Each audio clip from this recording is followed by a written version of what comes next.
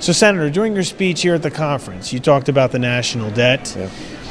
How can the Trump administration, Congress, together do something about the debt when defense spending has been increased, Right. and it seems like no one has the political will to take on entitlement reform? Right. What do you think? What's the situation? Well, I was involved in the White House last year, 2 weeks after he was inaugurated, when he laid out the agenda for the first 2 years.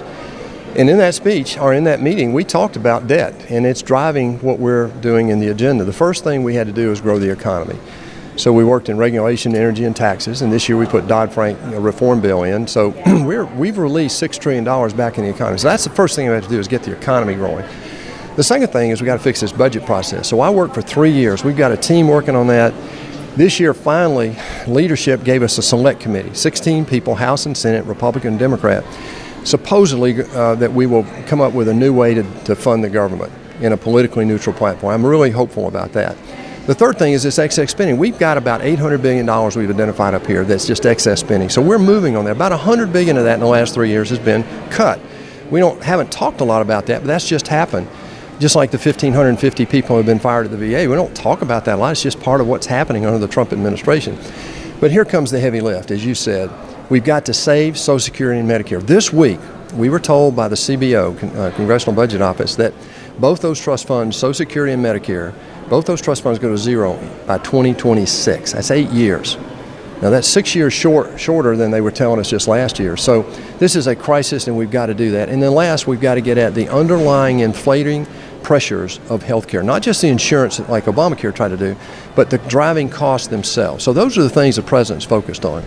How does the Republican Party heading into the midterms make that case in terms of cutting spending? Do you think that's a winning issue right now? And do you think entitlement reform is a winning issue for the Republicans? Well, I do personally, because I think it's our opportunity to save Social Security and Medicare. After 60 years of outrageous, irresponsible, liberal spending in that, the formula wouldn't work. Lyndon Johnson knew it. When they put the Great Society in, they liberalized the Social Security plan and so forth. They knew it was never going to be sustainable. Here we are at the end of that run, and it's not sustainable. So we as Republicans could be seen as the saviors of Social Security. It's not that hard. We might have to make some tough decisions, but I think the American people will see that. Now, what the president's strategy is look, we got to get people's confidence up again, get the economy moving, get people feeling good about themselves. And here's the proof. 900,000 people have found jobs. These are people who had lost hope. I know some of these people in Georgia. They found jobs now because of this rebound in our economy. So I believe now that the attitude around our country is, yes, now's the time, let's get our house in order. And September 30th is the upcoming deadline for appropriations. What has the Republican Party, in your mind, learned from in the last appropriations situation, and how can they approach this differently? You know, this is the crisis of our time, right? 4 times in the last 44 years, Congress has funded the government on time. Only 4 out of 44 years since the 74 Budget Act was put into place. That's what we're working on, to redo that budget process so we don't have this drama every year. That's why we asked for Congress to stay in this year, the Senate to stay in and work in August if we don't get the government funded by August 1. And I'm hopeful that we will get it funded by August 1, but if we don't, we'll stay here until we get it funded. Why is that important?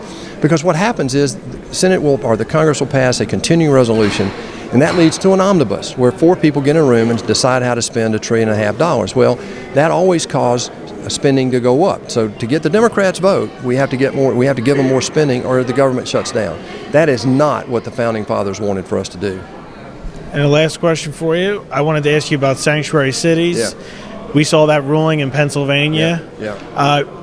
Is the Republican Party going to push Republicans in Congress to get those sanctuary city bills passed that came from the House before the end of the year? Well, either those bills or bills in the Senate. I mean, we had a meeting this week about that very topic.